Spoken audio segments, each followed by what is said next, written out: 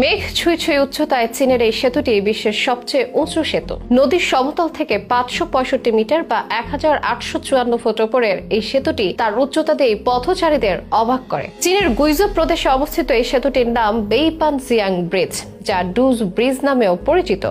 এটাকে বলা হয় অবিশ্বাস্য এক ইঞ্জিনিয়ারিং মাস্টারপিস, কারণ এটার ব্যাপারে যে যত জানবেন সে তত অবাক হবেন। 2016 সালে এই সেতুটি চালু হলে চীনের দুই অঞ্চলের দূরত্ব 4 ঘন্টা থেকে কমে আসে মাত্র 1 ঘন্টাতে।